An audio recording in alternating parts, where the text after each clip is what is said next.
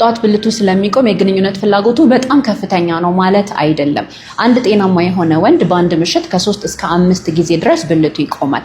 ይህንን ኖክቸርናል ፒናይል ቱመሰንስ እንለዋለን። ይህ የሚፈጠረው ደግሞ ሰውነታችን የብልትን ጤንነት ለመጠበቅ የሚያደርገው አስፈላጊ ነገር ስለሆነ ነው። ስለዚህ ጧት ብልቱ የሚቆመው ደም ስሮቹ ጤናማ እንደሆኑ፣ በቂ የደም ዝውውር እንዳለ፣ በቂ እንቅልፍ እንደሚያገኝ እንዲሁም ደግሞ ጤናማ የሆነ የቴስቶስትሮን ምርት እንዳለ የሚጠቁመን ነገር ነው ማለት ነው። ስለዚህ ጧት ብልት የማይቆም ከሆነ ጀርባ ሌሎች ችግሮች ሊኖሩ ስለሚችሉ መታችሁ ቼክ መደረጋችሁን እንዳትረሱ።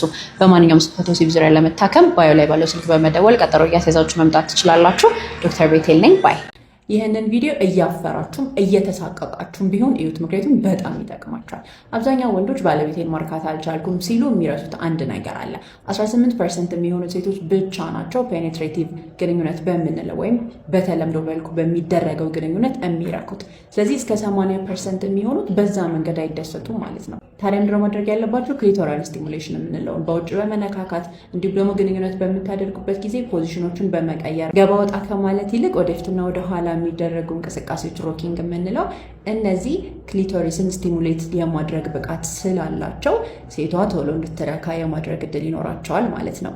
ጥያቄ ካላችሁ ኮሜንት ላይ ጻፉልኝ። በማንኛውም የስንፈተ ወሲብ ጉዳይ መታከም የምትፈልጉ ከሆነ ባዮ ላይ ስልክ አለ፣ ቀጠሮ ማስያዝ ትችላላችሁ።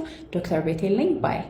ጠመም ያለ ብልት ከሆነ ሴትን ለማርካት በጣም ቆንጆ ነው ሲባል ሰምታችሁ የምታውቁ ከሆነ ይህ ነገር ከሳይንስ የራቀ ነው። ነገር ግን አንዳንድ ሰዎች እንደዚህ አይነት ምርጫ ሊኖራቸው ይችላል፣ ወይም ከፖዚሽን ጋር በተያያዘ እንደዛ መርጠው እኔ እንደዛ ነው ደስ የሚለኝ የሚሉ ሴቶች ሊኖሩ ይችላሉ። ፔሮኒስ ዲዚዝ የምንለው ግን ይህ መጣመም ህመም ሲያመጣ እንዲሁም ደግሞ ስንፈተ ወሲብ ሲያስከትል ብልት ውስጥ መግባት ሳትችሉ ስትቀሩ እነዚህ አይነት ነገሮችን ካመጣ የዛን ጊዜ ፔሮኒስ ዲዚዝ የሚባለው መታከም ይኖርበታል።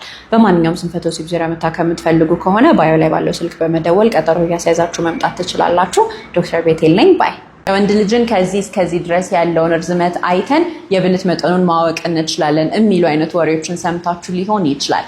ጥናቶች ተደርገው ነበረ። ይህ እጅ ብቻ ሳይሆን የተለያዩ የሰውነት ክፍሎችን በመጠቀም ሰዎች ከዛ ጋር ፕሮፖርሽናል ነው የሚሉ አይነት ወሬዎችን ያወራሉ። ነገር ግን በተደረገው ጥናት ላይ እንደሚያሳየው ከሆነ ይህ ነገር ሁል ጊዜ ልክ ሆኖ የሚገኝ ነገር አይደለም። አንዳንዶቹ ላይ ልክ ሊሆን ይችላል፣ አንዳንዶቹ ላይ ደግሞ ልክ አይደለም። ስለዚህ እነዚህ አሳማኝ የሆኑ እንደዚህ አይነት ነገሮችን የምንገምትባቸው መንገዶች አይደሉም ማለት ነው።